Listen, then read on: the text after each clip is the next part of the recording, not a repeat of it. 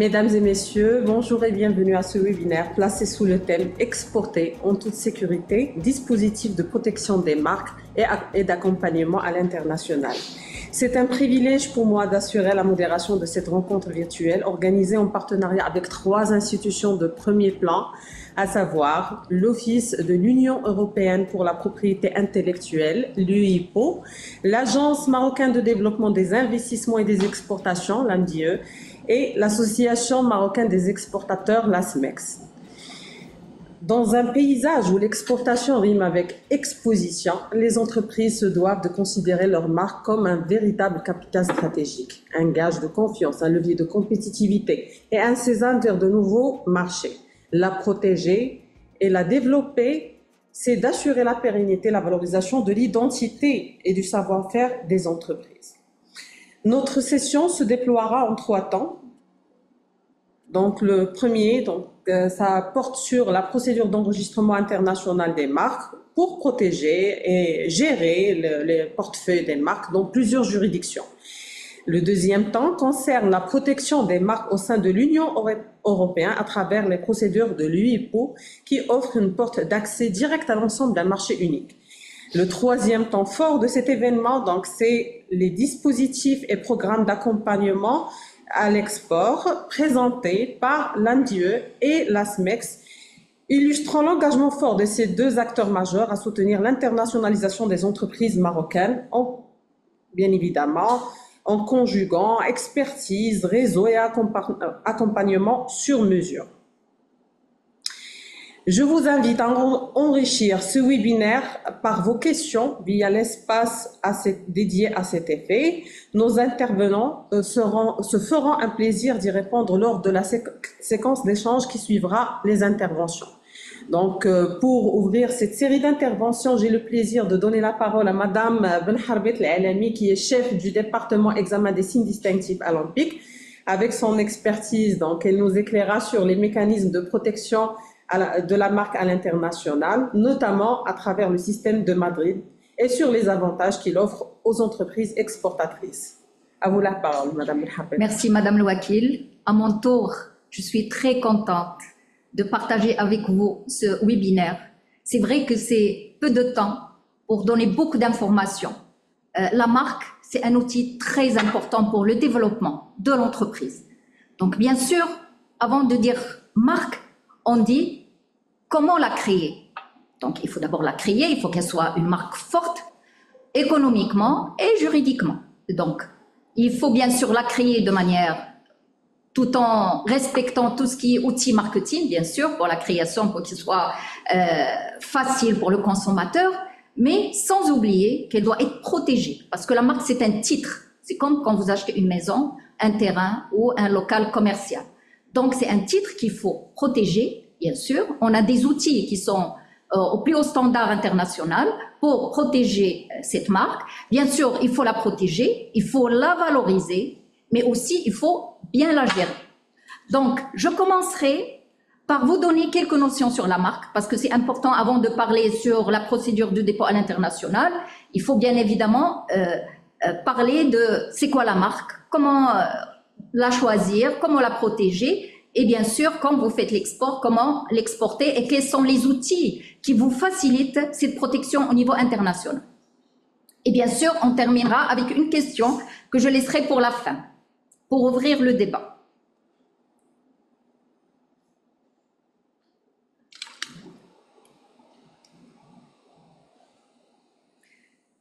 Alors, quand on parle de marque, de fabrique, de commerce ou de service, c'est un signe susceptible de représentation, servant à distinguer des produits ou des services d'une personne morale ou d'une personne physique.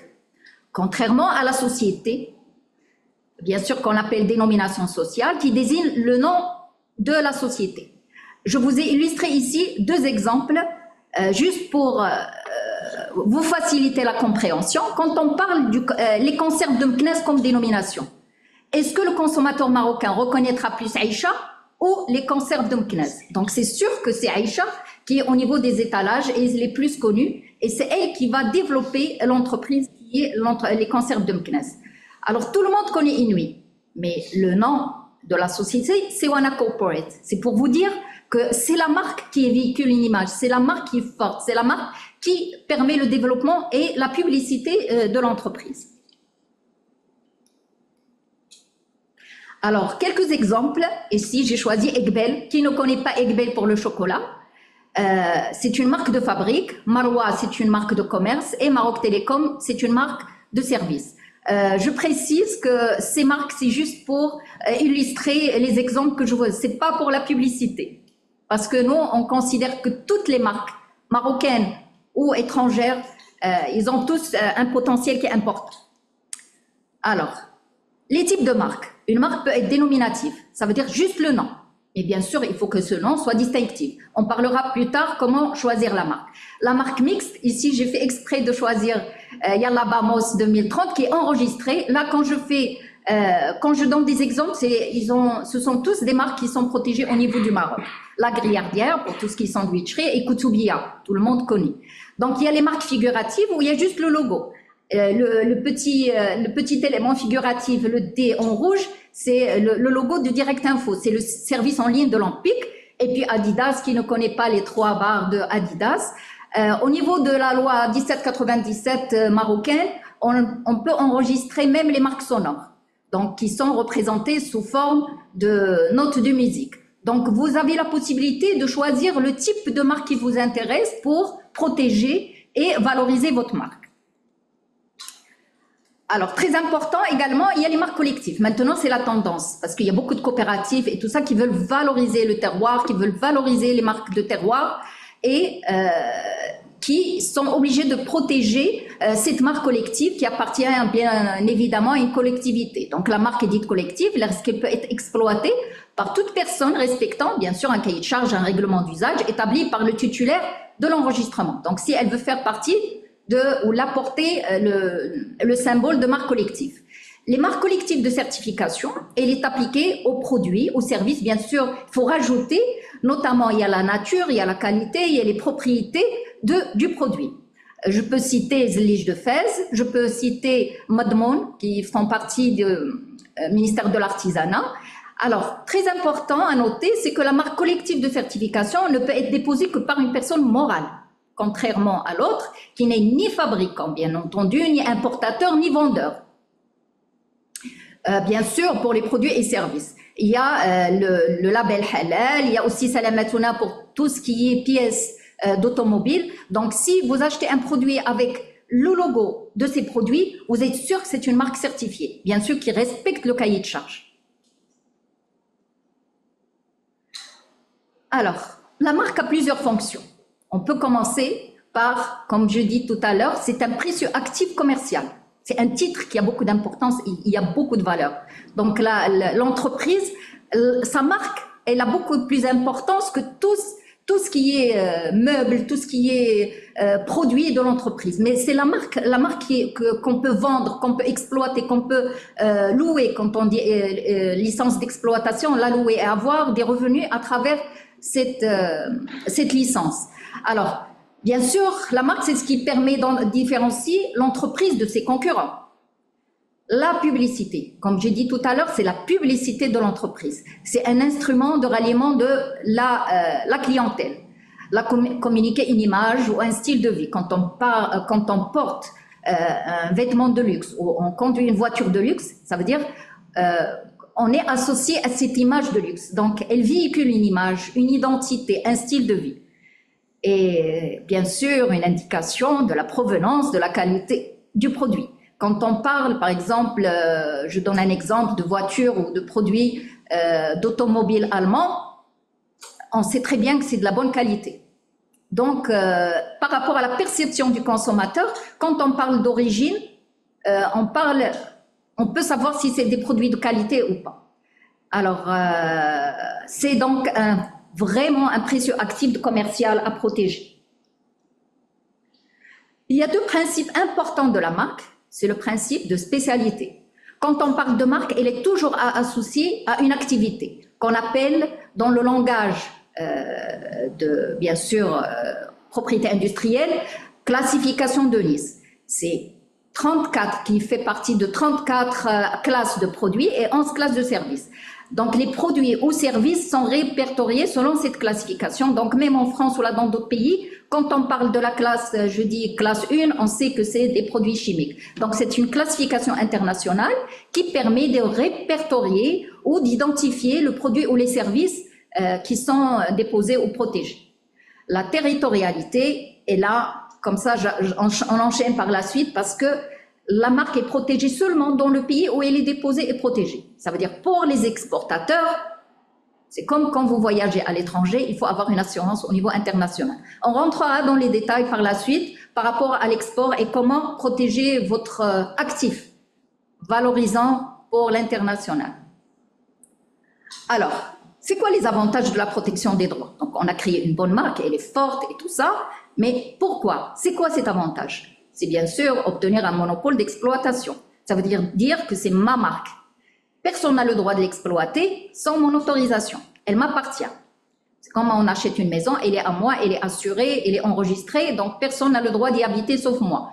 Ou bien, j'ai le droit, bien sûr, de la louer, comme on dit, concéder sous licence. Se démarquer de la concurrence et augmenter le bénéfice. Quand on crée une marque forte, elle rapporte de l'argent. La protection de la marque confère des droits qui peuvent être cédés. Une marque, on peut la vendre. Maintenant, si vous voulez vendre Apple, ça coûte des milliards, certainement. Bien sûr, quand elle est forte, quand elle est connue, quand elle est notoire, ou concédée sous licence à une autre entreprise. Souvent, on peut avoir des partenariats. Par exemple, on a une marque qui est bien choisie, mais on n'a pas les moyens, bien sûr, de la commercialiser avec des campagnes de communication, de marketing. Donc, on peut sceller des partenariats avec d'autres entreprises parce que la marque, comme c'est un actif, on peut l'avoir en copropriété également. On peut aussi la louer, ou quand on dit louer, ça veut dire concéder sous licence, qui constitue ensuite une source de revenus. Donc, quand on la vend, on a de l'argent. Quand on la loue, également, on peut avoir de l'argent. Donc, un retour sur investissement. Et bien sûr, accroître la valeur commerciale des créations. La protection contribue à véhiculer une image positive de votre entreprise. C'est comme un titre qui est enregistré. Si vous achetez un titre qui est enregistré, un lot de terrain qui est enregistré, il a beaucoup plus de valeur. Il a de la valeur. On peut le vendre avec beaucoup d'argent. Mais quand c'est une marque qui n'est pas protégée, elle est libre d'exploitation. Tout le monde peut utiliser et bien sûr, au niveau du marché, il ne coûte pas grand-chose. Bien sûr, comment la choisir? Mais là, je vais parler d'un choix juridique. La marque doit être distinctive. Parce que depuis 2014, on a commencé à faire l'examen de distinctivité. Et donc, cette marque peut ne pas être acceptée si elle ne respecte pas un certain nombre d'articles au niveau de la loi. La marque ne doit pas être trompeuse. Je rentrerai dans le détail dans les slides qui vont venir. La marque, il faut la choisir pour qu'elle ne soit pas contraire à l'ordre public et aux bonnes mœurs. Elle ne doit pas porter aussi atteinte à une appellation d'origine ou une indication géographique protégée au Maroc, parce que c'est très important. Parce que toutes les indications géographiques sont protégées et on tient le registre des indications géographiques au niveau de l'ANPIC. La marque doit être disponible. Elle ne doit pas porter atteinte à un droit antérieur. Ça veut dire, vous pouvez faire des recherches d'antériorité et si vous trouvez que c'est une marque similaire, bien entendu dans des activités similaires ou complémentaires, vous n'avez pas le droit de l'enregistrer. Quand on parle de distinctivité, ça c'est très important parce que quand vous faites un choix de marque, parfois on dépense énormément d'argent au niveau du marketing, stratégie marketing, naming pour créer un nom, mais ce nom doit aussi respecter la loi 1797. Et bien sûr, si vous voulez exporter votre marque au niveau international, il doit aussi respecter la loi de pays dans lequel vous voulez exporter vos produits. Par exemple, si vous déposez une marque qui s'appelle Banque pour des produits de service, ou par exemple Sport pour des produits sportifs, vous n'avez pas le droit, elle va être rejetée et n'est pas enregistrée au niveau de l'ANPIC. La désignation générique, souvent on dit chaussures pour des sandales, frigo pour un réfrigérateur. Donc tout ça, c'est des marques qui ne peuvent pas être acceptées et je répète que l'examen qu'on appelle ici chez nous, examen des motifs absolus, est entré en vigueur en 2014, décembre 2014. Alors, donc, l'espèce. Souvent, il y a des marques qui sont déposées qui s'appellent cahiers pour désigner des cahiers. Ou là, une qualité, par exemple, incassable pour des verres. Incassable, c'est une qualité. Vous ne pouvez pas avoir une marque à vous parce que quand vous déposez une marque, ça veut dire que vous dites c'est ma marque, personne n'a le droit de l'utiliser. Mais un mot générique, elle appartient à tout le monde, à moins que vous ayez mis quelques éléments figuratifs, distinctifs, qui peuvent revaloriser et la rendre plus fantaisiste et plus distinctive. La destination, par exemple, on a des marques, on reçoit des marques qui s'appellent Stop aux insectes. C'est la destination. Tout le monde peut utiliser ces mots génériques pour désigner une marque. Donc, vous ne pouvez pas s'accaparer un nom qui désigne une caractéristique qui est la destination. Le deuxième point important, c'est les conditions de licéité. Au départ, on a vu la distinctivité, mais là, c'est les conditions de licéité. Alors, tout ce qui est drapeau, bien sûr, vous n'avez pas le droit de les apposer sur une marque. Les signes reproduisant l'armoirie, les drapeaux, les emblèmes officiels, tout ça, vous n'avez pas le droit de le déposer, même en petite, un petit élément figuratif. Donc, c'est interdit. Signe contraire à l'ordre public et aux bonnes mœurs. Voyou, par exemple, vous ne pouvez pas mettre une marque qui s'appelle Voyou. On respecte également un certain nombre qui sont interdits par d'autres lois, qui n'est pas la loi 1797. Par exemple, la loi 31.8 édictant les mesures de protection du consommateur, d'utiliser le mot solde ou discount et tout ça, parce que s'il y a une loi qui l'interdit. Là aussi, la mention du mot bio. Si vous n'avez pas l'autorisation d'utiliser ou d'apposer bio sur vos produits, il y a une loi qui s'appelle loi 3912 relative à la production biologique des produits agricoles et aquatiques, dans son article 30, qui interdit l'utilisation des termes bio, bien entendu, s'ils ne sont pas bio. Si on a l'autorisation d'utiliser le terme bio, on l'accepte sans problème. On reçoit énormément de marques où il y a la tromperie. Alors, la nature ou la qualité du produit ou service. Le signe est de nature à induire le consommateur en erreur. Parfois, au niveau du signe, ils mettent cuir véritable. Alors, au niveau des activités, ils mettent des produits de simili-cuir. Donc là, c'est de la tromperie manifeste. Le terme bio pour des produits cosmétiques qui ne sont pas issus d'une production biologique. Donc, on les refuse. La provenance géographique du produit. Par exemple, ils veulent mettre comme marque Italie. Simple. On ne peut pas s'accaparer le nom d'un pays parce que ça appartient à tout le monde. Donc, pour désigner des vêtements, par exemple, il y a une renommée, ou parfum pour Paris, par exemple, et tous les signes qui reproduisent une appellation d'origine ou une indication géographique. Donc, toutes les marques qui veulent mettre Elgen ou Tseliwi ou date de Tsefilet, tout ça, c'est des indications géographiques qui sont protégées. Et la liste, on peut la consulter au niveau de notre site parce qu'on tient le registre des indications géographiques. Donc, toutes ces marques, s'ils ne respectent pas ce que je viens de citer, tout ce qui est distinctivité, licéité et la tromperie, ils ne vont pas être acceptés par l'ANPIC. Ils vont être rejetés. La marque, bien entendu, elle doit être disponible. S'il y a une marque identique dans le même secteur d'activité, on ne doit pas... Non, on ne fait pas l'examen qu'on appelle motif relatif. L'ANPIC n'est pas tenu de faire une recherche d'antériorité pour les marques les nouvelles demandes qui vont être déposées, mais par contre, on a un certain nombre de liens qui sont gratuits et dans lesquels vous pouvez faire une recherche simple pour voir s'il existe une marque qui ressemble, même phonétiquement. Parce qu'il ne faut pas faire une recherche à l'identique. Il faut voir aussi la perception du consommateur. Molinex, par exemple, certaines marques veulent mettre Molinette avec un petit T qui ressemble à X. Donc là, c'est du parasitisme, c'est de la copie. Donc c'est sûr qu'on a un système d'opposition qui est au niveau de l'ANPIC et toutes les marques qui sont déposées, ils sont publiés pendant 2 mois. Et donc chaque personne qui trouve qu'il y a une marque qui ressemble à sa marque déposée, il peut venir avec un simple formulaire au niveau de l'ANPIC pour bloquer l'enregistrement de cette marque. Donc, il faut faire très attention. Avant de créer cette marque, il faut respecter tous ces critères pour que ne paye pas d'argent pour rien. Quels sont les risques liés à un mauvais choix d'une marque? Il y a des risques juridiques parce que vous allez rentrer en conflit au niveau des tribunaux. Si vous avez déposé une marque pour lesquelles les activités sont identiques pour le consommateur. Risque économique, vous faites une stratégie marketing, vous payez beaucoup d'argent pour créer un nom. Par la suite, elle va être rejetée. Donc, seules des marques fortes vous garantissent une protection renforcée.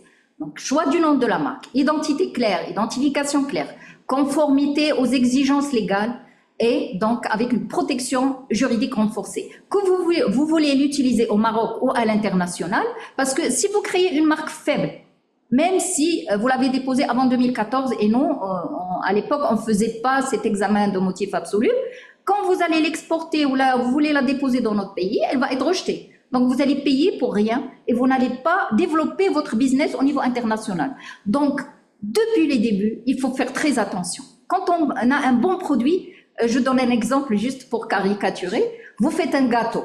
Si la pâte n'est pas bien faite au départ, même si vous mettez le meilleur chocolat par la suite, elle ne va pas être vendue. Donc, c'est depuis le départ jusqu'à la fin, c'est comme un bébé, c'est une éducation. Depuis le départ jusqu'à le développement de ce actif précieux. La marque est protégée pour une période de 10 ans, indéfiniment renouvelable. Et là, on va entamer notre sujet d'aujourd'hui, qui est la protection dans l'espace. Le dépôt national d'une marque, parce qu'on a parlé tout à l'heure de 2 principes très importants, la spécialité et la territorialité. Parce que souvent, ils croient qu'en déposant au Maroc, il peut, sortir sa marchandise sans problème. Alors que bien sûr, n'importe qui a une marque qui est en France ou là en Italie ou là aux États-Unis et vous exportez vos produits sous cette marque, elle va être bloquée au niveau de la frontière. Donc, il faut faire très attention. Le dépôt national d'une marque n'offre une protection que sur le territoire du pays où il a été effectué. La même chose, si vous avez déposé une marque en France et vous voulez la commercialiser au Maroc, il faut la protéger au Maroc. Parce que n'importe qui au Maroc, il peut le protéger avant vous et vous bloquer au niveau de la frontière. C'est dans les 2 sens. Donc, pour protéger votre marque à l'étranger, en cas d'exportation, vous devez étendre cette protection aux pays ciblés. Bien entendu, le dépôt à l'international, souvent on vient me dire on veut protéger au niveau international. Non, la protection au niveau international, ça coûte très très cher. Il faut cibler les pays dans lesquels vous comptez exporter et par la suite, si vous voulez exporter dans un pays plus tard, vous pouvez toujours étendre cette protection par la suite.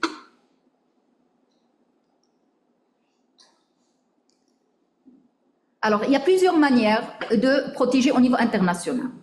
Il y a la voie nationale. Ça veut dire que vous voulez exporter aux États-Unis, il faut choisir un mandataire aux États-Unis, faire une demande au niveau des États-Unis et protéger votre marque. C'est lent, c'est plus cher parce que quand on passe par un mandataire, ça coûte cher. Il y a également la voie régionale auprès de l'office régional pour des pays adhérents. Je vous donnerai les exemples par la suite. Et la 3e manière de faire, qui est la plus utilisée, qui est la plus simple, pour laquelle on fait une assistance personnalisée, c'est auprès de l'Organisation mondiale de la propriété intellectuelle, via le système de Madrid. Avec une seule demande, on peut désigner 131 pays. La même chose, ça c'est quand le Maroc, vous voulez exporter du Maroc à l'international. La même chose pour un étranger qui veut déposer au Maroc à travers un système international. Donc, il peut le faire directement de l'OMPIC par un mandataire au Maroc et soit en passant également lui aussi par le système de Madrid et protégé au niveau du Maroc. Donc, c'est dans les 2 sens. Donc, la voie nationale, moi je trouve, bon, si c'est un pays, vous avez un mandataire sur place, ça peut se faire. Mais si vous voulez protéger dans plusieurs pays, le moins cher et le plus facile et le plus recommandé, c'est de déposer à travers la 3e voie, qui est le système de Madrid. Alors, le système aussi, quand vous faites par la voie nationale, il faut comprendre, connaître les règles et les lois, bien sûr, les exigences dans chaque pays, les taxes et frais. Donc, il faut faire un transfert d'argent et donc ça coûte cher. Langue de procédure, si vous voulez protéger au niveau du Japon, ça va être difficile pour faire tout ce qui est traduction pour la protection. Donc, alors la 2e voie est aussi recommandée, c'est quand vous passez par un système régional. Il y a l'Organisation africaine de la propriété intellectuelle. Vous pouvez faire un dépôt au niveau de l'OAPI et vous protéger en même temps dans 17 pays, avec une seule demande. L'Organisation régionale africaine de propriété intellectuelle, il y a 22 pays au niveau de la RIPO. L'OAPI, c'est la partie francophone, le 2e, c'est la partie anglophone.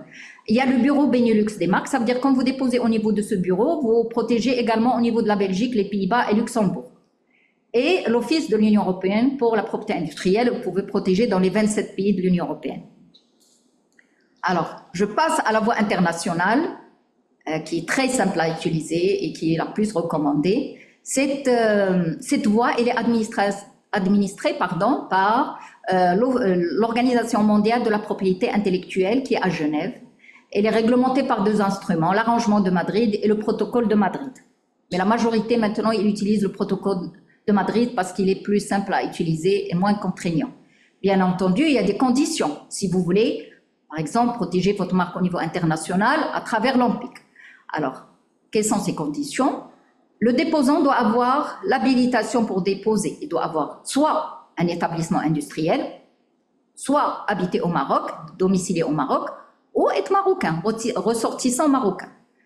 La demande internationale doit obligatoirement, quand je dis se fonder sur une marque de base. Ça veut dire, pour faire l'extension par le système de Madrid du Maroc, il faut que votre marque soit d'abord déposée au niveau du Maroc. Et bien sûr, elle doit être identique à ce que vous avez déposé au Maroc. Ça peut être un enregistrement, ça peut être juste une demande de dépôt. Donc les deux peuvent... mais il y a toujours un lien, ou qu'on appelle un lien de dépendance de 5 ans, entre la marque nationale et la marque à l'international. Ça veut dire si jamais votre marque au niveau national est rejetée, la deuxième marque au niveau international va être rejetée. Donc c'est à vous de voir, est-ce que vous déposez au même temps? Si vous êtes sûr que votre marque respecte tous les articles de la loi et tout ça, et qu'elle peut être exportée sans problème, vous pouvez baser votre demande à l'international sur juste une demande et pas un enregistrement. Donc la demande également, elle est envoyée au niveau de l'organisation mondiale, qu'on appelle Bureau international de l'organisation, par l'office d'origine, qui est l'OMPIC. La même chose pour une marque étrangère, s'ils veulent utiliser le système de Madrid, par exemple un ressortissant français qui veut déposer sa marque au niveau du Maroc à travers le système de Madrid, il doit d'abord déposer sa marque au niveau de France avant de faire l'extension au niveau du Maroc. Alors, quels sont les avantages de cette protection en passant par le système de Madrid? Quand on parle de voie nationale, il y a plusieurs offices, plusieurs demandes, plusieurs langues, plusieurs monnaies, plusieurs enregistrements et bien entendu une gestion ultérieure dans chaque pays. Ça veut dire quand vous voulez renouveler, changer n'importe quel que ce soit l'adresse ou CD ou donner une licence, tout doit passer dans chaque pays. Alors que quand vous passez par le système de Madrid, un seul office, une seule demande, en français, une seule langue, français, une seule monnaie. Et la monnaie, maintenant, il y a une facilité énorme au niveau de l'OMPIC, c'est que vous pouvez payer par dirham. Nous, il y a un calculateur de taxes et on peut savoir exactement combien vous devez payer et vous pouvez payer directement à l'OMPIC parce qu'on a un lien entre l'OMPIC, la plateforme de l'organisation, le bureau international, et ils peuvent prendre l'argent directement de l'OMPIC. Donc, ça facilite. Alors qu'avant, il fallait faire une copie de la demande, aller au niveau de la banque, déposer le SWIFT. Et donc, c'est très compliqué pour avoir, bien sûr, l'autorisation de l'office d'échange. Mais maintenant, vous payez directement au niveau de l'office et vous ne payez rien pour le Maroc. Nous, on fait juste le transfert à travers une plateforme qui communique entre les deux bureaux pour envoyer toutes les demandes rapidement en ligne. Et une gestion ultérieure simplifiée pour tout ce qui peut venir après l'enregistrement. La taxe à payer, c'est un jeu d'enfant. Ça veut dire, il y a un lien, calculateur de taxes.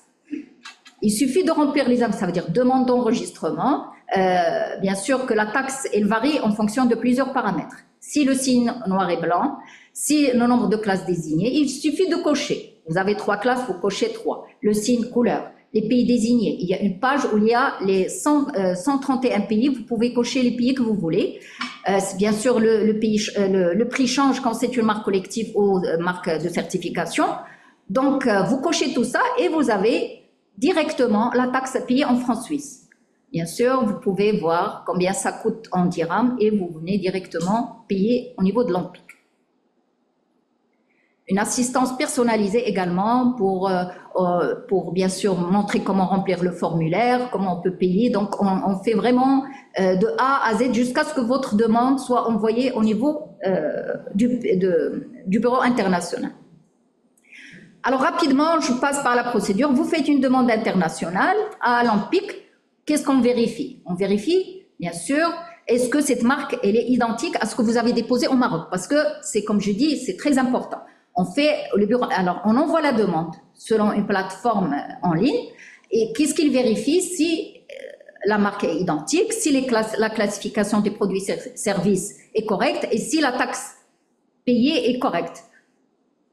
Et c'est le bureau international qui envoie au pays désigné. Tout ce qui est traduction, tout ce qui envoie pour chaque pays, supposons que vous avez fait les États-Unis, le Japon et la France, il notifie pour chaque pays votre demande d'enregistrement. Et bien sûr, ça, c'est très important à savoir. Ça veut dire qu'après, quand le bureau international notifie pour chaque pays, il applique sa loi. Et là, si jamais votre demande ne correspond pas ou ne respecte pas les dispositions de leur loi, votre demande de marque au niveau de ce pays peut être refusée.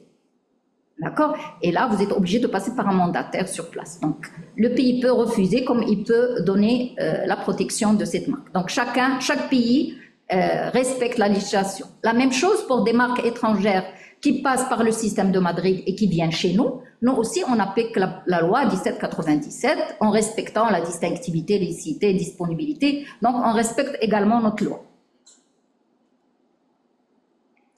Quand je dis gestion ultérieure simplifiée, on peut faire une désignation postérieure. Par exemple, au départ, on exporte pour la France ou la Belgique, aux États-Unis. Et dans 2 ans, on a un marché pour le Canada, par exemple, ou le Japon. Après, on fait une extension au niveau de ce pays. Et on peut, la même chose, passer par le bureau international et être notifié pour les pays que j'ai désignés par la suite.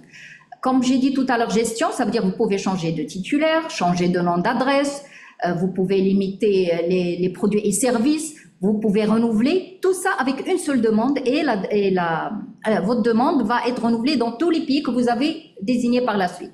Après, vous pouvez cocher, par exemple, vous voulez renouveler en France, mais par la suite, vous ne voulez plus renouveler aux États-Unis. Donc, vous cochez juste le pays. Vous avez aussi le calculateur de taxes qui vous donne exactement combien vous voulez payer. Vous pouvez même radier votre marque. Vous ne voulez plus la garder au niveau international. Et pour chaque type d'opération, vous avez un formulaire dédié pour ça, avec bien sûr des étoiles qui expliquent comment remplir le formulaire. Et nous, au niveau de l'Empik, il y a un service dédié pour ça, pour vous assister si vous voulez faire ce type de gestion ultérieure par la suite.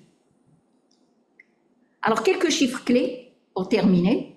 Quand on parle marque nationale, toutes les marques déposées au Maroc en 2024, ils sont de 31 581. Il y a une évolution importante pour le dépôt de marque parce que les opérateurs économiques, ils sont conscients que s'ils ne protègent pas leur marque, ils vont perdre de la valeur, l'entreprise va perdre de la valeur et donc c'est très mauvais. Toutes les demandes aussi déposées selon le système de Madrid, ils représentent 33%.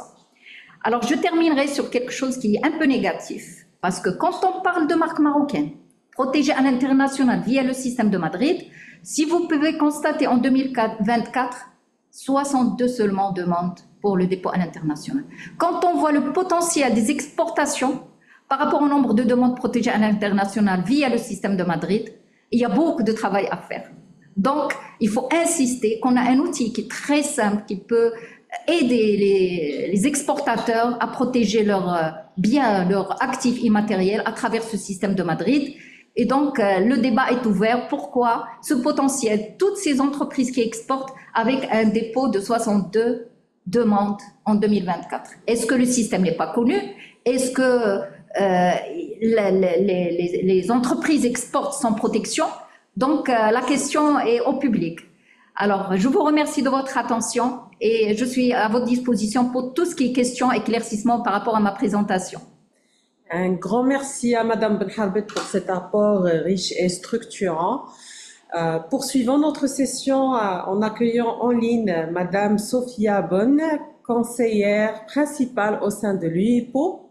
Forte d'une expertise reconnue dans le domaine de la propriété intellectuelle, elle nous apportera un regard éclairant sur les procédures de protection des marques au sein de l'Union européenne et partagera des recommandations pratiques pour permettre aux entreprises marocaines de tirer pleinement profit des services de l'UEPO. À vous la parole, Madame Sophia. Je vous remercie beaucoup. Je suis très contente de pouvoir être avec vous aujourd'hui et de vous parler des opportunités pour les entreprises marocaines en Europe. Donc, on va démarrer. Oui, bien sûr.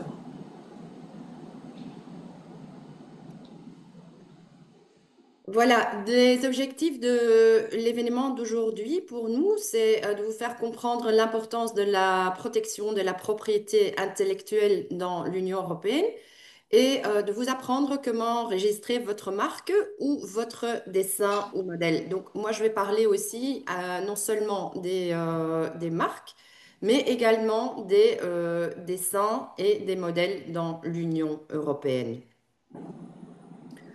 Donc, pourquoi la propriété intellectuelle est-elle importante sur le marché de l'Union européenne? Donc, le marché européen est un marché très important.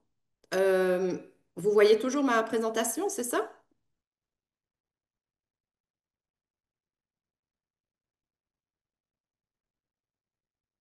Je continue Oui, oui, très bien, on voit très bien.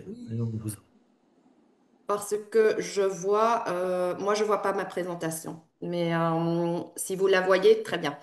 Donc, l'Union européenne, comme vous le savez, est la troisième économie mondiale avec un total de 450 millions de consommateurs divisés sur 27 pays et dont 75 millions de personnes à un revenu élevé. Donc, c'est vraiment un marché intéressant pour exporter.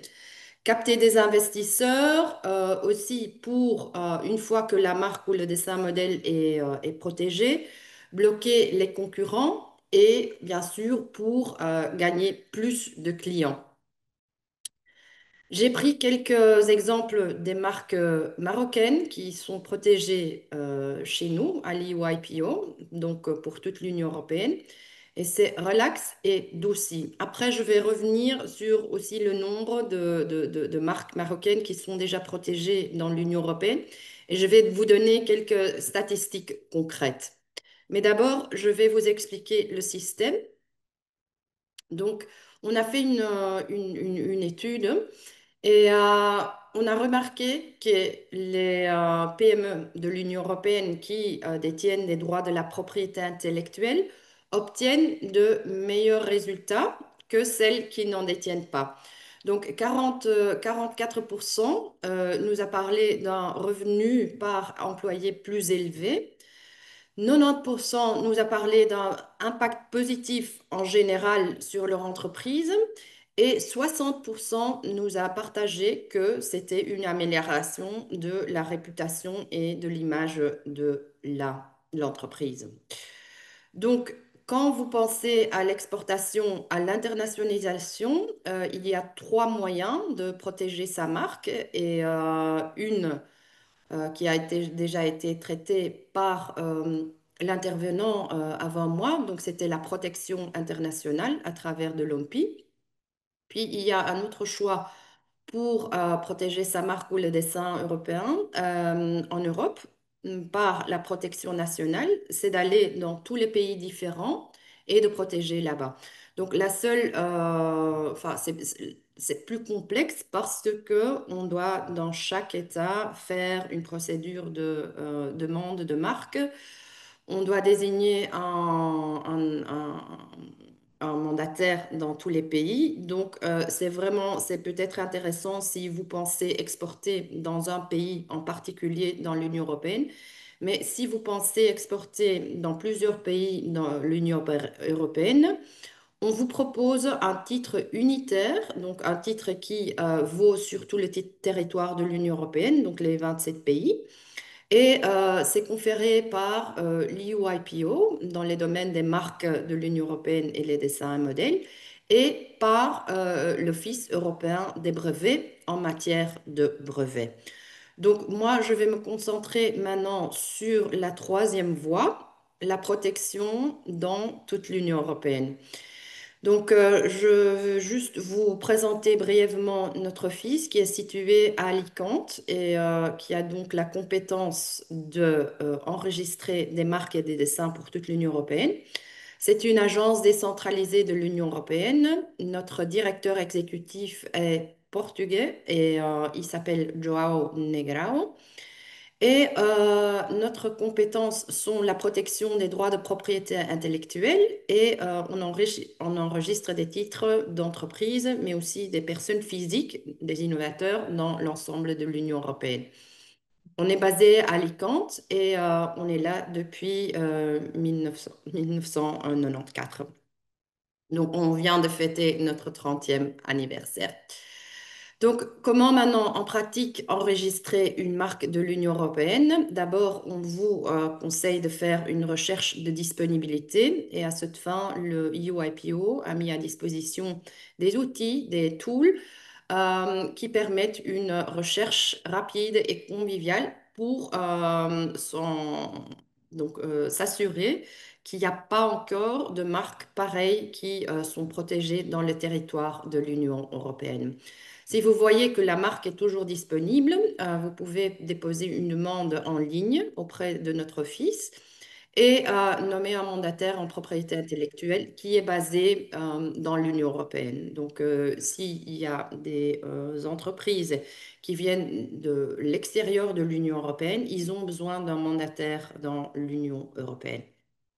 Mais on a une liste aussi sur notre website et c'est très facile par exemple, choisir un mandataire qui parle par exemple français pour faciliter donc les, les, euh, les affaires administratives. Puis, une fois que l'Office reçoit donc la demande sera publiée dans le bulletin officiel de l'Union européenne, qui est aussi en ligne. Et à partir de ce moment-là, les autres entreprises de l'Union européenne auront connaissance donc d'une demande de marque.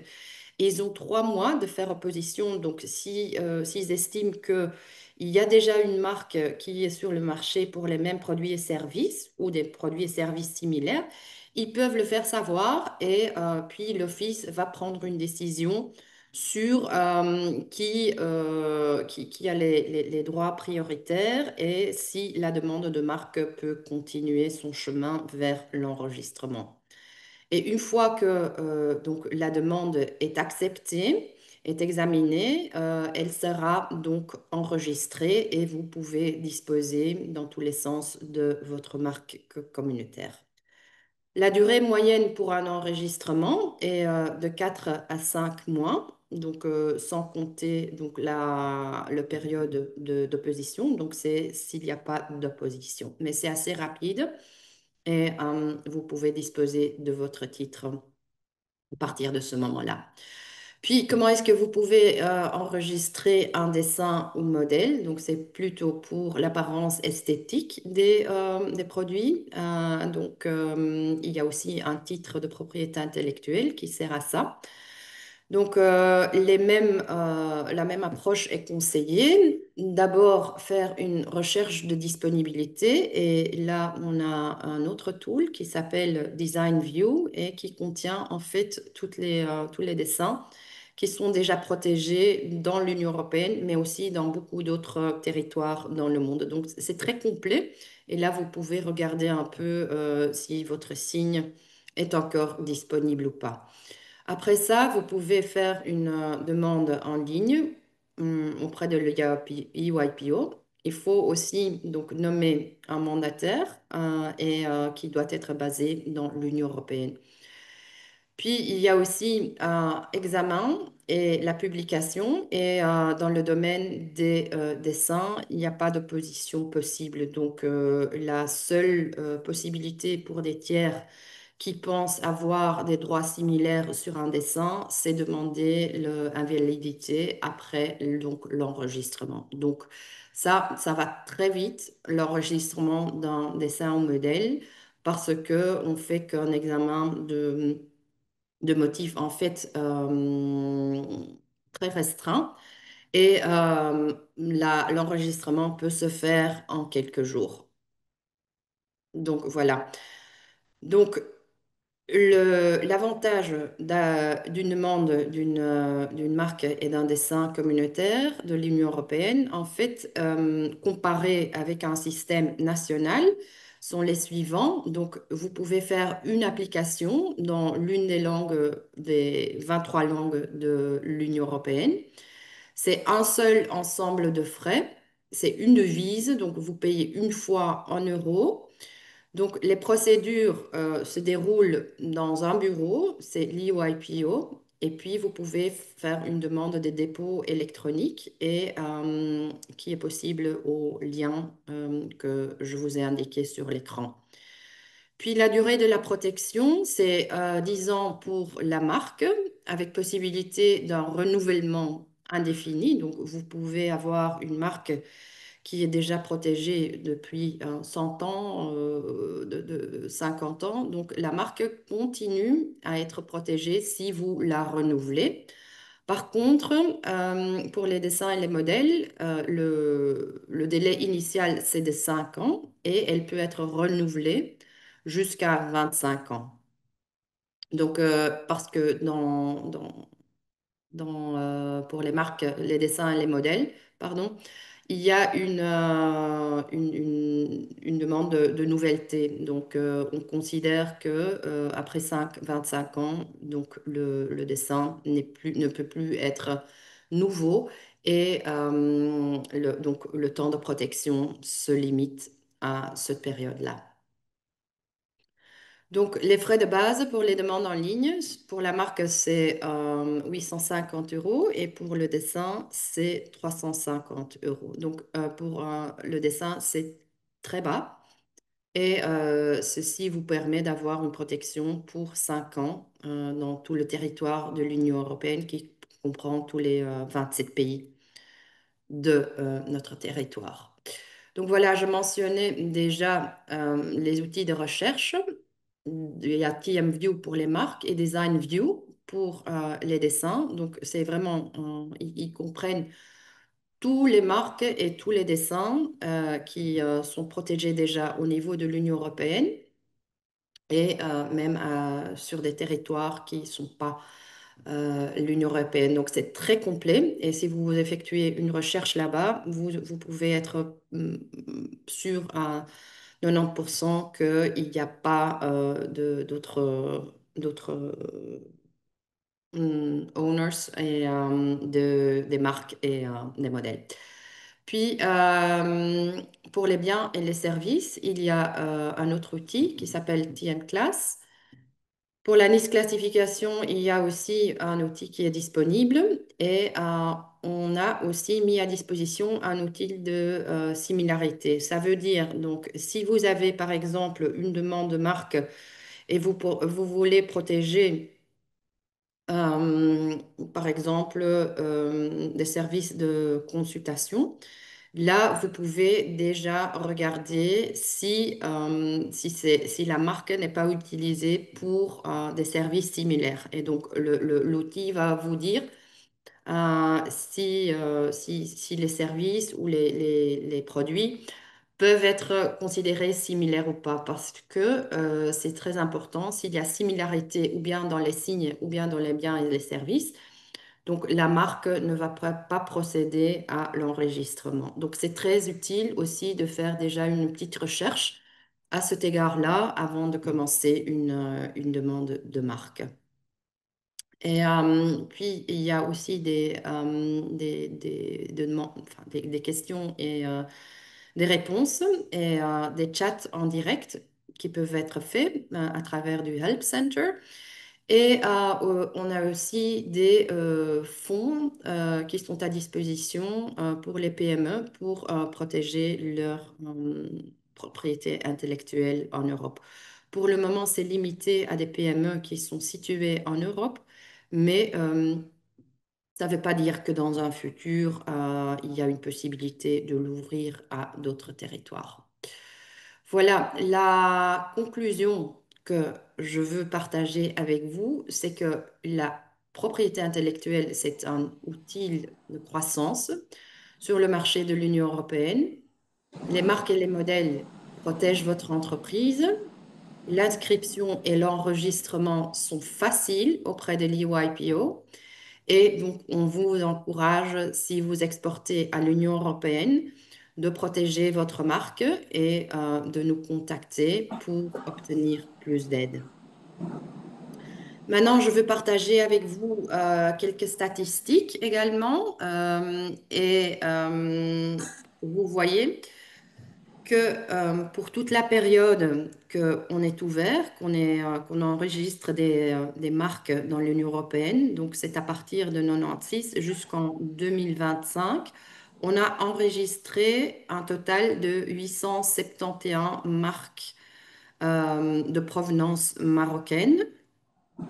Et il y en a 707 qui sont déjà enregistrés. La différence s'explique par le fait que les dernières marques qui sont arrivées sont peut-être encore dans la période d'examen et ne sont pas encore enregistrées, ou bien parce qu'elles ont été opposées et elles n'ont pas pu continuer donc leur trajet d'inscription. Mais c'est vraiment, c'est aussi une conclusion que je dirais en presque 30 ans qu'on est ouvert et qu'on enregistre. Il y a seulement 871 marques qui ont été demandées auprès de l'Union européenne. Donc, je crois qu'il y a un très grand potentiel de la part des entreprises marocaines qui exportaient en Europe. Donc, les mêmes statistiques pour les dessins et les modèles. Et là, les statistiques ne commencent qu'en 2007 parce que le système a uniquement été mis en place en 2004. Donc, ça a pris quelques années aussi pour que ce système soit connu au Maroc. Et on a enregistré un total de 59, non, pardon, on a reçu 59 demandes d'enregistrement de dessins et modèles et il y en a 57 qui ont été enregistrés. Donc, la différence entre les demandes et les enregistrements est beaucoup plus petit parce que, il n'y a pas cette procédure d'opposition et que c'est quasi automatiquement que ces demandes sont enregistrées. Et ici, je vous partage aussi un peu les statistiques sur les classes qui sont les plus importantes. Donc, vous voyez que la classe 3 ressort, la classe 25 et la classe 30. Donc, si vous voulez avoir plus d'informations sur les biens et services qui sont regroupés dans ces classes, je peux vous les donner après. Et donc, vous voyez qu'il y a oui, une différence et que ça explique aussi les domaines d'exportation marocaine qui vont vers l'Union européenne. Et puis, je veux vous donner aussi quelques statistiques sur la nature des marques qui sont enregistrées.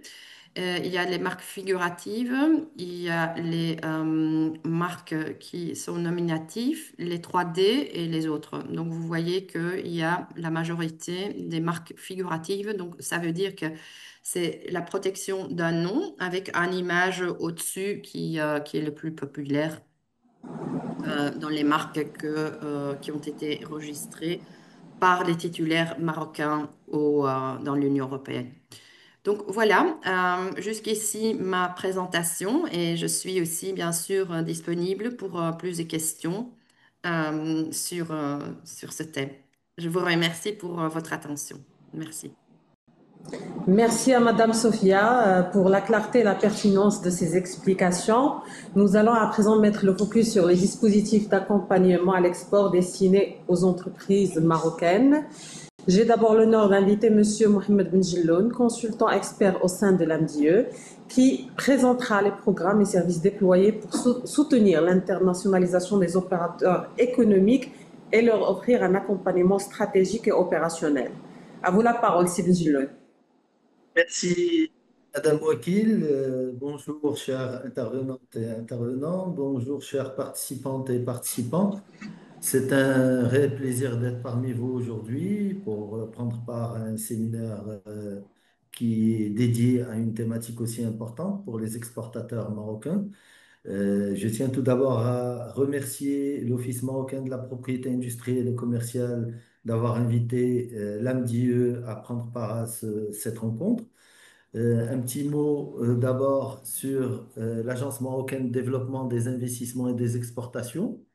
L'agence supporte le développement économique et social du Maroc à travers ses actions de promotion, de démarchage et d'accompagnement de l'investissement et de l'exportation.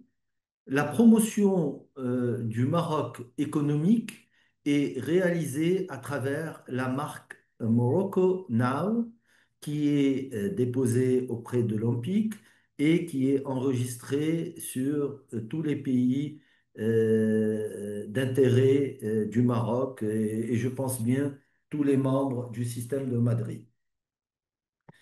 Un peu L'intervention s'articulera autour de quatre axes, donc le commerce, le contexte mondial actuel et les tendances des exportations marocaines. Un petit mot sur le réseau des accords de libre-échange du Maroc. Et puis, on passera à l'offre de services de l'AMDIE destinée aux exportateurs. Pour ce qui est du contexte mondial, on peut dire qu'il est assez particulier. L'année en cours, il est prévu que la croissance du commerce mondial se limite à 1,8% contre 3,5% en 2024. Une croissance du PIB de l'UE à 0,6%, c'est une estimation en 2025 contre 1,1% en 2024. Pourquoi on s'intéresse beaucoup à la croissance de l'UE? Parce que c'est notre principal partenaire, aussi bien à l'import qu'à l'export.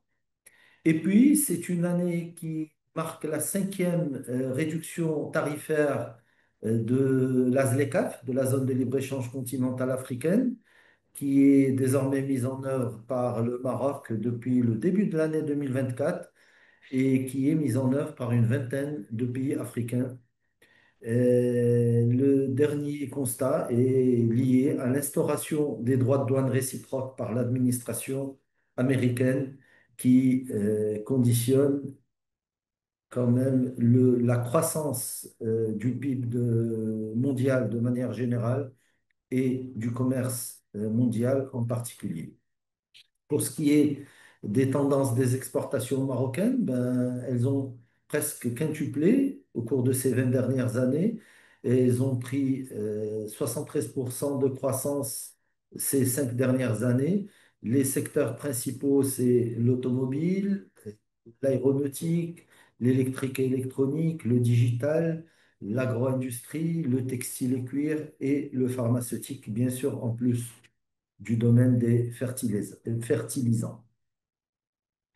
Un petit mot sur le réseau vaste des accords de libre-échange du Maroc avec ses partenaires, en plus de l'accord d'association qui prévoit la mise en place d'une zone de libre-échange entre les deux partenaires.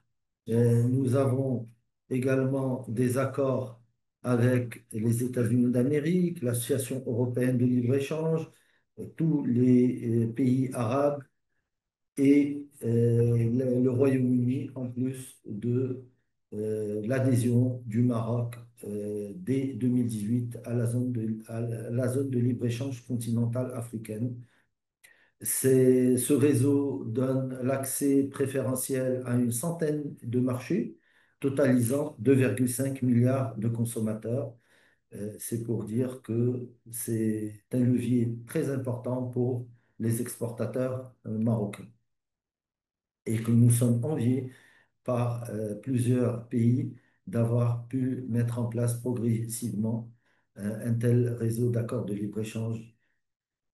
S'agissant de notre offre de services à l'export, ben, il faut d'abord souligner qu'elle a été mise en place en partenariat avec le ministère de l'Industrie et du Commerce et la Confédération marocaine des exportateurs, la SMEX. Ce sont deux partenaires clés dans l'élaboration et le déploiement de cette offre de services qui s'articule autour de quatre axes. Le premier étant l'analyse des marchés et des filières. Et à ce titre, nous avons mis à la disposition des quelques 400 entreprises et coopératives bénéficiaires de nos services une quarantaine de profils marchés et une trentaine de profils filières. Le deuxième axe se rapporte aux actions de promotion, de prospection et de démarchage.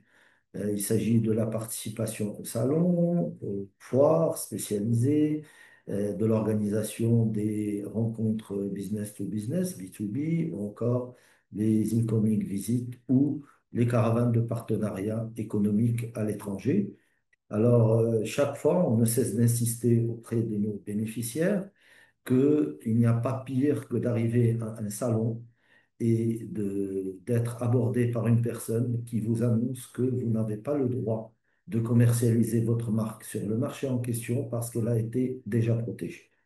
Sachez qu'il y a des spécialistes en la matière qui anticipent la participation des entreprises exportatrices aux rencontres à l'international et pour ça, il faut se prémunir euh,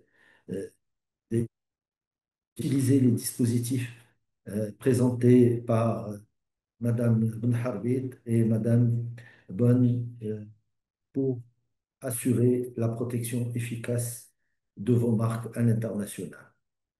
C'est pour vous dire qu'avant même de commercialiser, avant même de décrocher une commande à l'international, dès que vous ciblez un marché, il faut vous assurer que votre marque est protégée. Nous conseillons, nous préconisons la promotion des marques parce que lorsqu'une marque arrive à se faire une place dans un marché, elle permet de fidéliser le consommateur, contrairement à la vente en marque blanche. euh, vous pouvez réaliser des prouesses en vendant des marques blanches, mais du jour au lendemain, vous pouvez être changé par votre donneur d'ordre pour quelques centimes ou quelques cents de différence.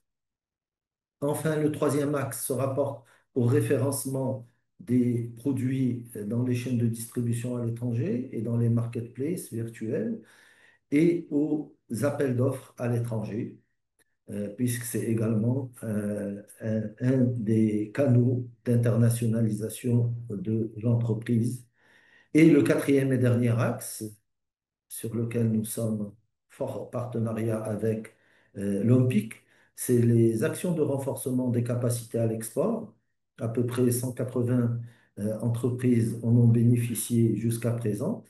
Et il s'agit d'une série de cycles de séminaires qui portent sur une dizaine de thématiques, dont la propriété industrielle et commerciale et l'export.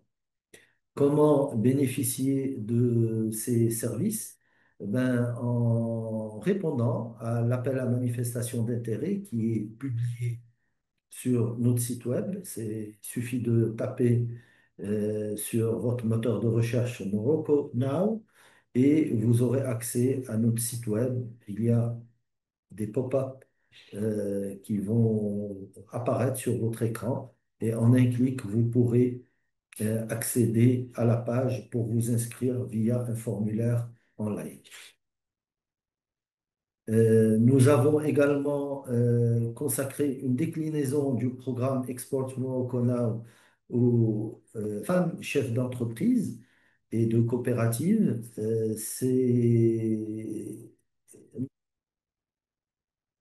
à la deuxième phase de déploiement de ce programme et aussi bien Morocco Now que sa déclinaison au profit des femmes chefs d'entreprise sont maintenant accessibles à guichet ouvert.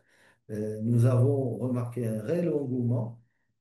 C'est pour ça que nous avons décidé avec nos partenaires de fonctionner à guichet ouvert. Le plus important, c'est de pouvoir s'engager moralement, pas juridiquement, sur un chiffre d'affaires additionnel à l'export et à la création d'emplois supplémentaires grâce au chiffre d'affaires à l'export qui aura été réalisé. Euh, le programme destiné aux femmes chefs d'entreprise s'articule autour de trois axes. Le premier étant le renforcement des capacités et l'élaboration d'un business plan à l'export. Un petit mot à cet effet.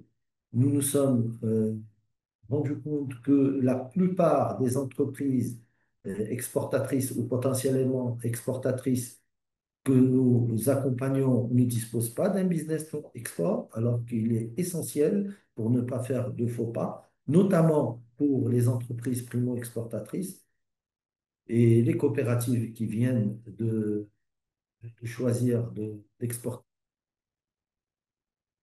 Et pour cela, dans ce programme, plus précisément, nous insistons sur l'élaboration d'un business plan à l'export. On, a- on accompagne les bénéficiaires pour la réalisation de cette feuille de route et le BPE est présenté à une commission constituée des partenaires au programme plus un expert. La deuxième Le deuxième axe du programme se rapporte à l'accompagnement pour l'adaptation des produits aux exigences réglementaires des marchés cibles et ou la digitalisation à l'export à travers un appui de la Banque européenne de recherche et du développement, de la reconstruction et du développement, la BERD, et l'appui financier de l'Union européenne. Et enfin, le troisième et dernier axe concerne la mise en relation avec des donneurs d'ordre euh, via la participation à des rencontres B2B, voire à des salons ou des foires, aussi bien au Maroc qu'à l'étranger. Notre objectif, c'est d'accompagner une centaine de femmes, chefs d'entreprise. Nous avons quasiment atteint cet objectif actuellement et nous sommes ouverts à plus de candidatures en cas de besoin. Ici prend fin mon intervention et je vous remercie pour votre attention. Merci infiniment, c'est Benjeloun, pour cette intervention qui nous offre un regard concret et éclairant sur les programmes d'accompagnement de l'AMDIE. Nous accueillerons ensuite Monsieur Abid Kabedi, conseiller agréé aux propriétés industrielles représentant de la SMEX. Il mettra en lumière la vocation de cette instance à mettre à la disposition des exportateurs des outils concrets et un accompagnement concret pour justement pouvoir exporter les marques nationales à l'international. À vous la parole, Sikabedi. Bonjour, donc je tiens à remercier l'OMPIC pour avoir organisé ce webinaire avec la participation de l'Office européen de la propriété industrielle et l'MDE. J'interviens en dernier lieu. Je ne vais pas intervenir sur la partie technique qui a été brillamment exposée par les uns et les autres, notamment Madame Barharbit. Mais je retiens un chiffre qui fait froid au dos. Nous avons que 62 dépôts à l'international, au moment où le Maroc a des ambitions extraordinaires pour exporter. Nous avons que 700 marques déposées au niveau de l'Office européen.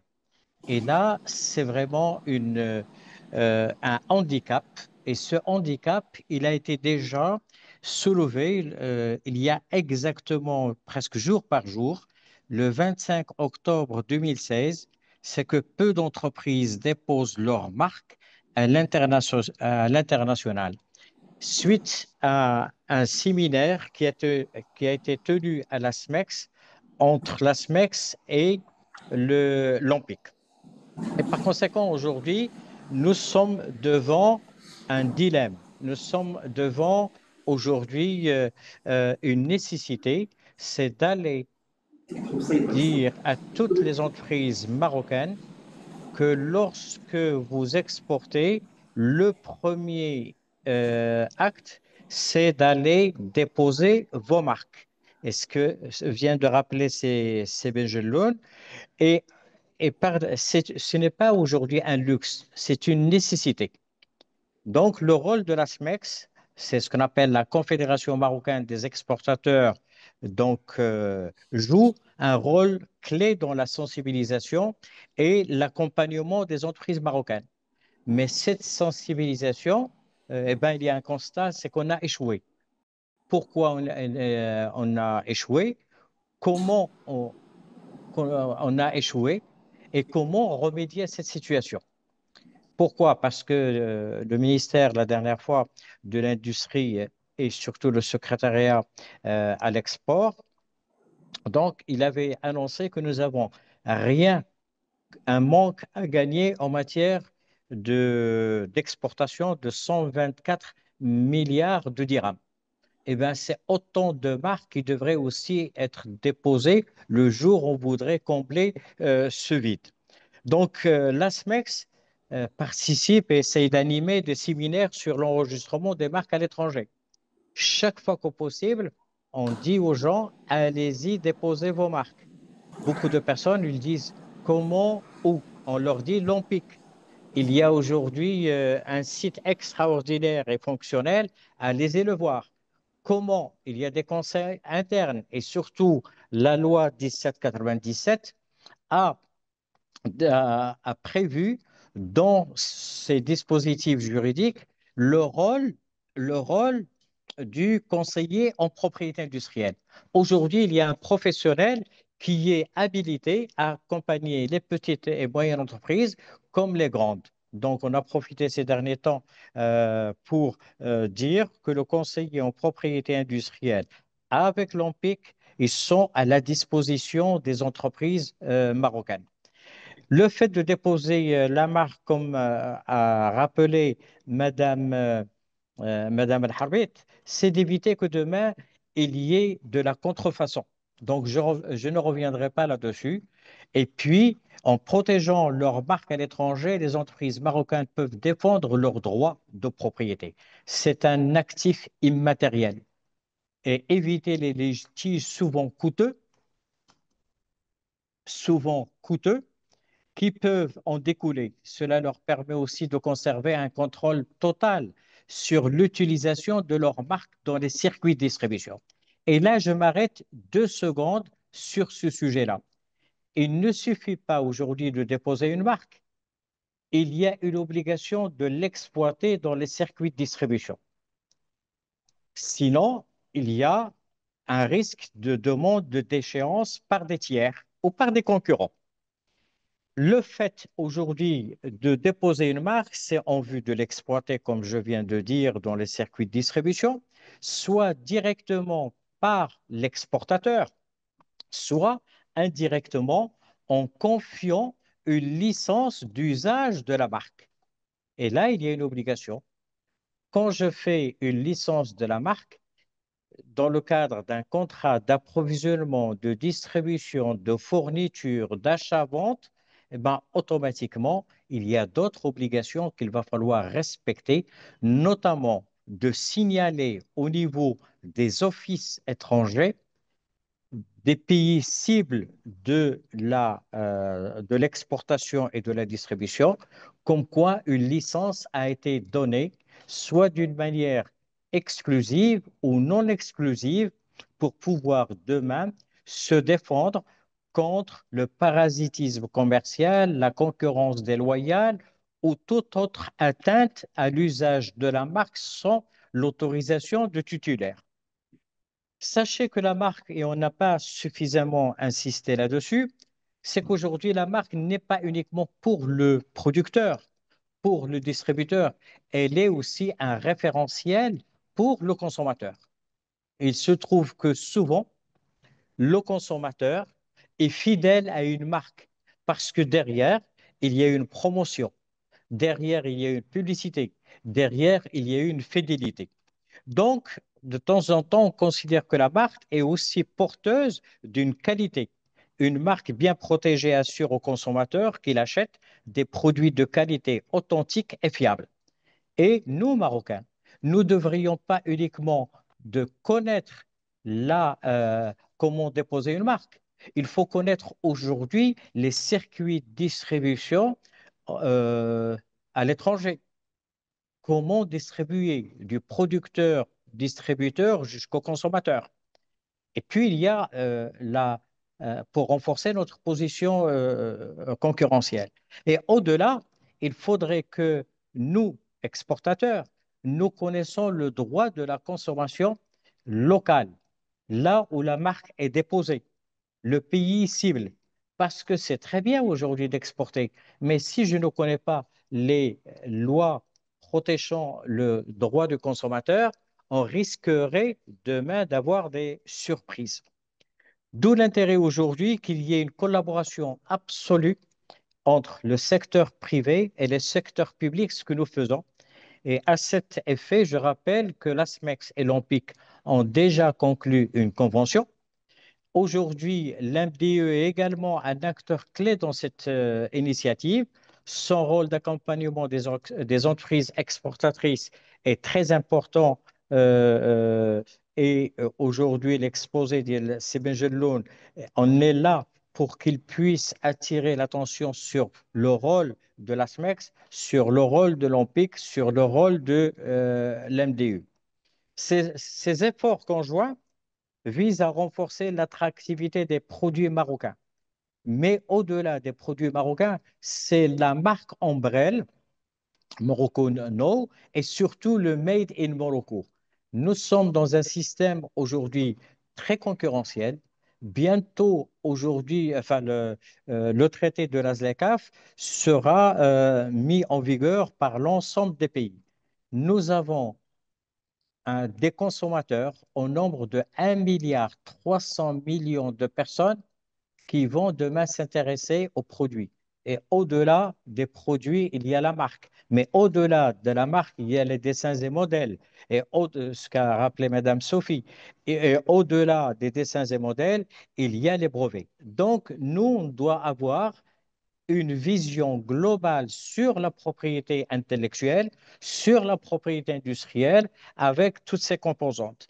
À côté de la marque, pour aujourd'hui accentuer notre notoriété, il ne faut jamais oublier ce qui a été rappelé tout à l'heure, c'est le respect des normes, des certifications et des labellisations. Ces éléments sont cruciaux pour garantir la qualité des produits made in Morocco et leur conformité aux exigences des consommateurs étrangers. Donc, pour ne pas garder la parole, c'est d'abord une collaboration et synergie entre les organismes qui interviennent. C'est un appel à l'action. Ce genre de webinaire, on doit presque le programmer mois par mois, fédération par fédération, association par association, presque entreprise par entreprise. Ce n'est pas normal aujourd'hui, comme a dit Sébastien Gelon, que des gens aillent exposer à l'étranger sans avoir pris le minimum de précautions d'usage. Il est remarqué aussi que nous exportons beaucoup, mais soit avec des marques blanches, soit sans marque, ce qu'on appelle le vrac, mais il va falloir aujourd'hui éviter ce qu'on appelle les marques distributeurs. Ils viennent, ils négocient avec vous avec des marges les plus réduites, mais le jour où vous ne répondez plus à leurs critères financiers, eh ben, on vous écarte. Je préconise que nous, on doit faire aussi la promotion des marques marocaines à travers les supports télévisuels, la radio, la télé, les réseaux sociaux. Quand on cherche aujourd'hui à travers le marketing et la publicité, il y a peu de marques marocaines qui font la publicité à l'étranger et ça, c'est une priorité absolue. Donc, ayez des marques à déposer, ayez des contrats de distribution avec l'usage de marques d'une manière exclusive ou non exclusive, publiez ces contrats de distribution à l'étranger et surtout faites de la publicité à l'étranger pour fidéliser le consommateur et éviter trop d'intermédiaires. Et je vous remercie. Merci beaucoup, Monsieur Kabedi, pour cette contribution riche qui met en évidence l'importance de protéger les marques marocaines à l'international et les services mis en place pour soutenir nos opérateurs dans leur démarche d'exportation. Évidemment, à travers l'action de l'AMDIE et de l'ASMEX, les entreprises marocaines disposent d'un appui solide et diversifié pour consolider leur présence et élargir leur rayonnement sur les marchés mondiaux. Nous arrivons à présent à un moment clé de ce webinaire, c'est l'échange avec vous. Donc, vos questions sont nombreuses et reflètent la diversité de vos intérêts et préoccupations. Je vais en donner lecture une par une afin que nos intervenants puissent y apporter des réponses précises et concrètes. N'hésitez pas à continuer à utiliser l'espace de discussion. Nous ferons en sorte de couvrir le maximum de questions possibles dans le temps qui nous est imparti. Alors, donc, on va commencer par la première question qui s'adresse à l'EIPO, Madame Sophia. Donc, ça concerne la procédure de protection d'une marque de certification dans l'espace européen. Donc, si vous pouvez donner plus d'informations dans ce sens. Oui.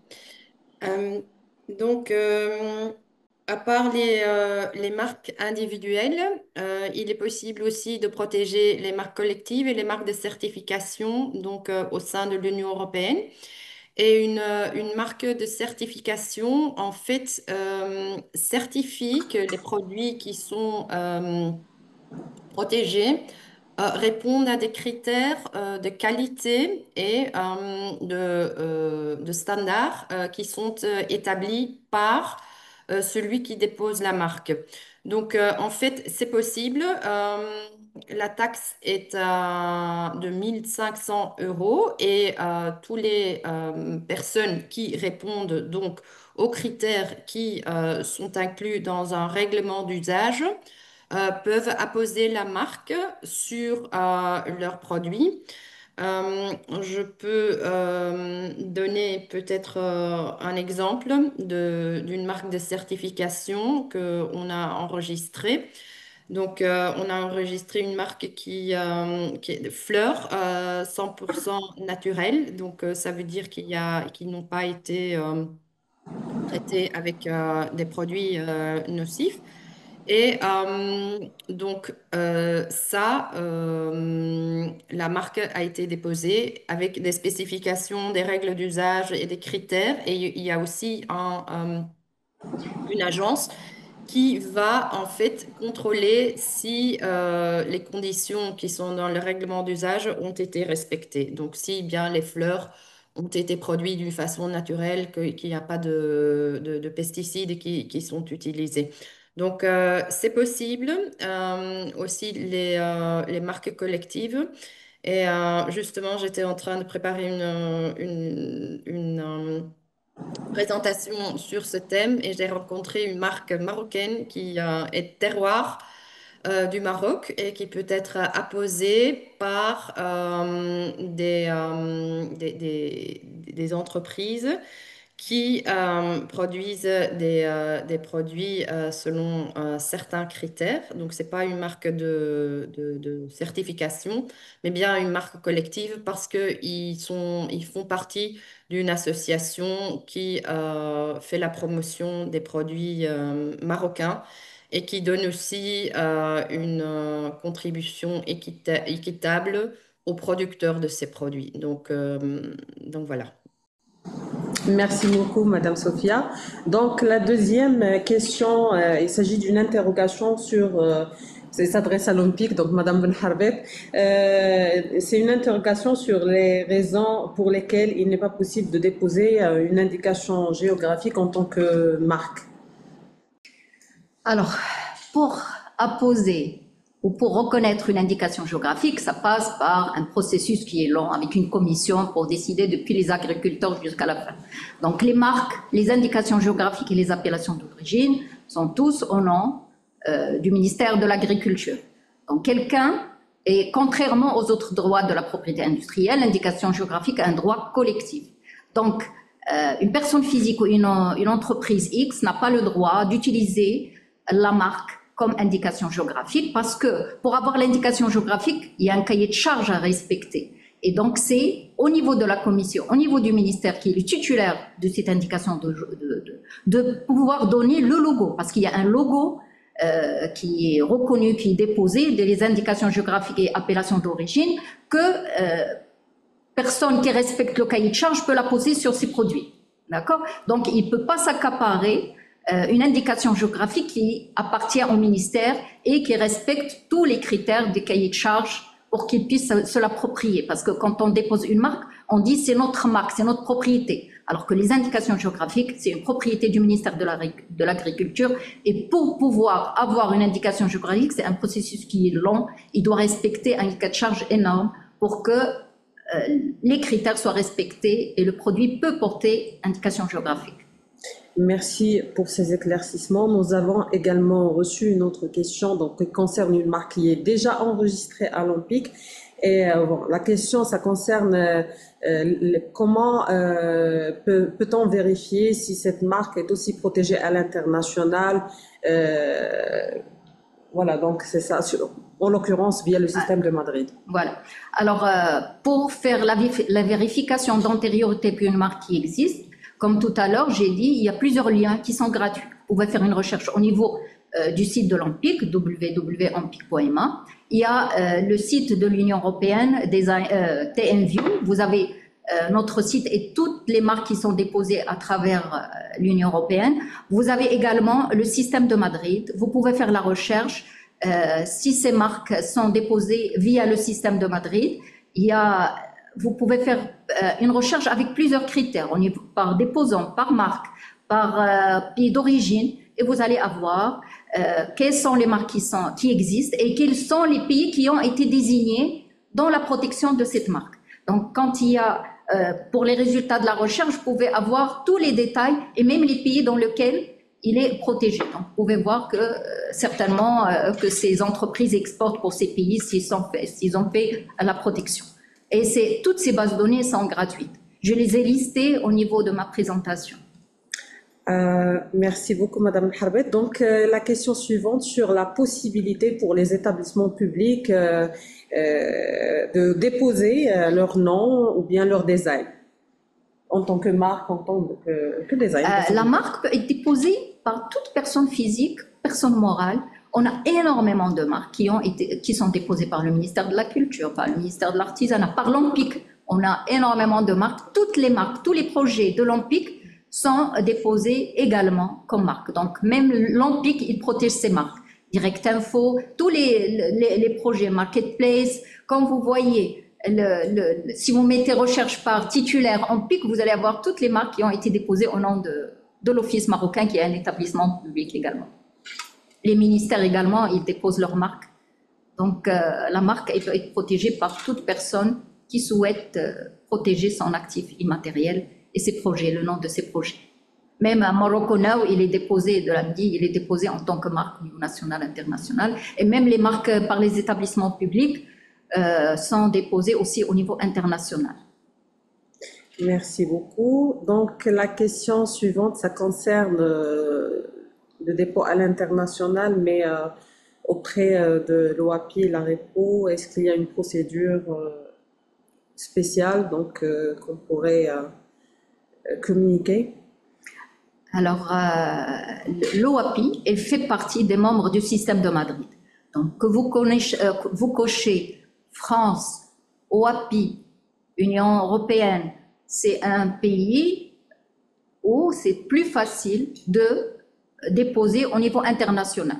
Donc, il fait partie du système et, bien sûr, la procédure pour tous les 131 pays sont identiques. Il peut faire la protection à partir du Maroc.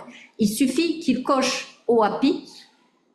Bien entendu, comme j'ai dit tout à l'heure, il faut que sa marque soit d'abord déposée au Maroc pour qu'il puisse faire l'extension via le système de Madrid. Et avec une seule demande, il peut désigner les 17 pays de l'organisation africaine avec une seule demande et payer en dirhams pour, bien sûr, faire l'extension par rapport à ces 17 pays. Et l'examen va se faire de la même manière que s'il désigne l'Espagne ou le Benelux ou l'Union européenne. C'est la même méthode, c'est la même procédure. Très bien. Donc, toujours par rapport au dépôt à l'international, est-ce qu'il y a moyen d'assister les utilisateurs sur le calcul de prix de leur dépôt à l'international en fonction des pays qui seront sélectionnés et des classes qui vont être désignées? Parmi les services de l'AMPIC, c'est l'assistance personnalisée. Et le service marque, bien sûr, ou le département ou la direction des signes distinctifs, on assiste tous les utilisateurs du système de Madrid pour que comme j'ai dit tout à l'heure, pour une assistance personnalisée depuis le dépôt du formulaire jusqu'à le calculateur de taxes. On peut même lui montrer comment faire parce que le calculateur de taxes, c'est comme un jeu. Il suffit de cocher demande d'enregistrement, nombre de classes, est-ce qu'elle est en couleur, quels sont les pays que je veux désigner. On fait rechercher, il va vous donner exactement combien on peut payer en francs suisses. Et bien sûr, on fait la concordance par rapport au dirham marocain. Et à partir de l'AMPIC, il suffit qu'il remplisse avec nous le formulaire. Il peut envoyer un mail à marc@ampic.ma. Il peut aussi téléphoner et on fait une assistance personnalisée depuis le dépôt de sa demande jusqu'à sa notification au niveau du bureau international de l'Organisation mondiale. Oui, on fait une assistance personnalisée. Très bien. Donc, la question suivante, c'est par rapport à la possibilité d'enregistrer une marque, surtout dans les classes produits agricoles ou cosmétiques, en utilisant le terme bio. Alors, comme j'ai dit tout à l'heure, il y a une loi qui interdit l'utilisation du terme bio si les produits ne sont pas bio. Alors, s'il donne une autorisation de la partie qui donne cette autorisation, ça veut dire qu'il faut qu'elle soit conforme à la loi nationale, non, on n'a pas de problème. Parce que si on veut faire l'extension par la suite, si la marque est acceptée avec le terme bio au Maroc, on peut faire l'extension au niveau international. Mais il doit justifier au niveau de l'organisme certificateur du Maroc que ces des produits ont été analysés bio. Sinon, il y a une loi que j'ai citée tout à l'heure qui interdit son article 30 de l'utilisation du terme bio si on n'a pas cette autorisation de la partie concernée qui donne ce certificat bio. Très bien. Donc, voilà, donc une dernière question, ça concerne la possibilité de protéger au Maroc, c'est le sens inverse, ça veut dire, la possibilité de protéger au Maroc un label qui est utilisé et protégé en France. Mais s'il est un label qui est autorisé à être utilisé en France, il peut faire l'extension au niveau du Maroc. À travers voilà. Bien sûr, en prouvant que c'est un label certifié et tout ça. Parce que même en France, pour accepter qu'ils mettent label sur leur marque, ils doivent respecter un certain nombre de règles ou un cahier de charges pour qu'on puisse mettre un label, c'est quelque chose qui est certifié. Donc, il doit respecter un certain nombre de critères au niveau d'un cahier de charges. D'accord. Donc, c'est dans les deux sens.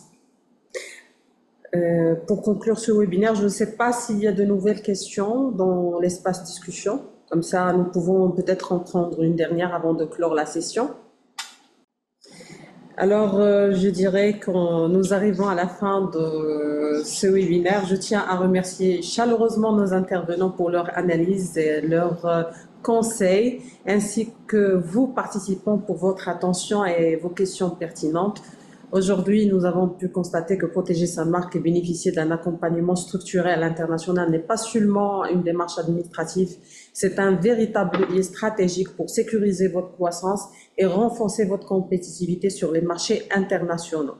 Je vous invite à suivre et rester connecté avec nos partenaires, l'UIPO, l'AMDIE, l'ASMEX, et bien évidemment, nous sommes à votre disposition, l'OMPIC, donc à votre disposition, pour continuer à bénéficier des conseils et des services spécialisés. Au nom de toute l'équipe organisatrice, je vous remercie et vous souhaite une excellente continuation dans vos projets à l'international.